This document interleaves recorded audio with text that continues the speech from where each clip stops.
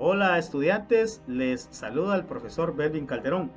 Hoy veremos un tema bastante interesante, bastante bonito que se llama relaciones entre conjuntos. Y vamos a observar la primera relación que existe entre los conjuntos, la pertenencia y no pertenencia. El símbolo de pertenencia es una letra E un poquito alargada por los lados y el de no pertenencia es la misma letra E con una diagonal que lo cruza o que cruza esta letra. Entonces se leería pertenece a y no pertenece a. Veamos algunos ejemplos. Observamos el conjunto A, que tiene 5 elementos, 1, 2, 3, 4 y 5. Cada uno de estos elementos es constitutivo del conjunto A. Veamos cómo se representaría la pertenencia o no pertenencia en este caso. El ejercicio A nos indica que el elemento 1 pertenece al conjunto A. Veamos. Sí, efectivamente, el elemento 1 está contenido en el conjunto A. Entonces escribimos el signo de pertenencia o de pertenece a. Lo mismo pasaría en este caso, solo que veamos que hay una diferencia. El elemento 8 no pertenece al conjunto A, por lo cual se tendría que decir que 8 no pertenece al conjunto A. El elemento 6 tampoco pertenece al conjunto A y también le colocamos el signo de no pertenece. El elemento 3 lo buscamos dentro de los elementos que contiene el conjunto A y sí pertenece. Por consiguiente le escribimos el signo de pertenece.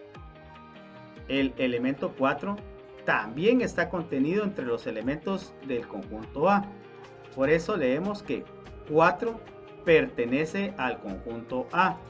Y por último, el número 7 o el elemento 7 lo buscamos dentro de los elementos del conjunto A y no se encuentra, por lo cual 7 no pertenece a A.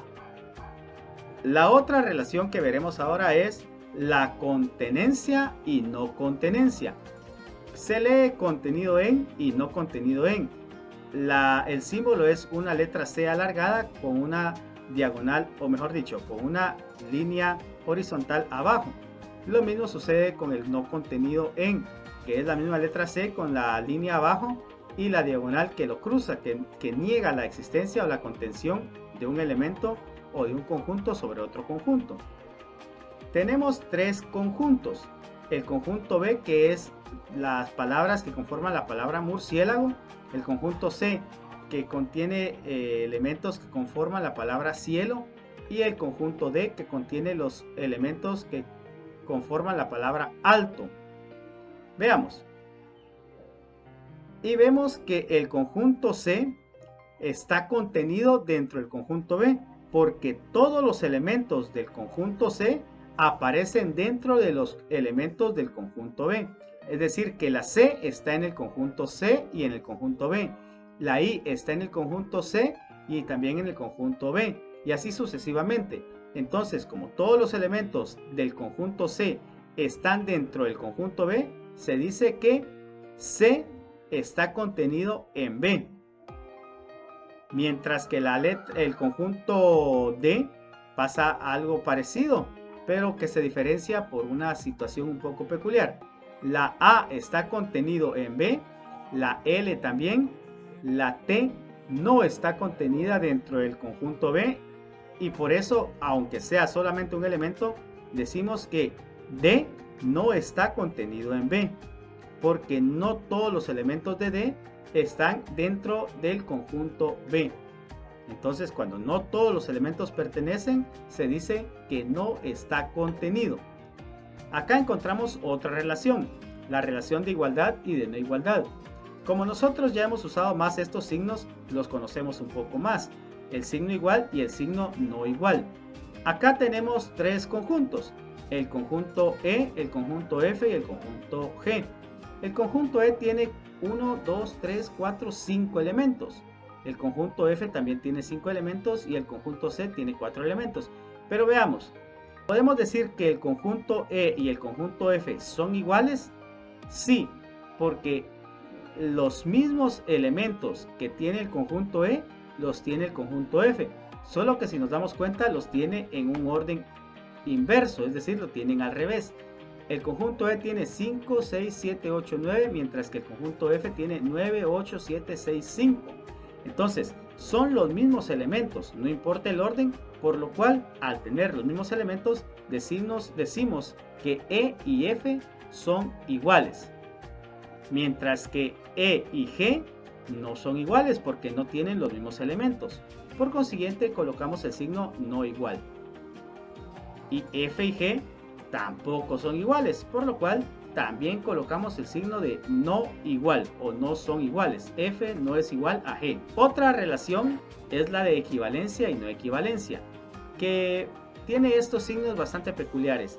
Son flechas que se dirigen de un lado a otro en el caso de la equivalencia, mientras que en la no equivalencia es el mismo signo, solamente que con una diagonal que lo cruza. Acá tenemos algunos ejemplos también de conjuntos.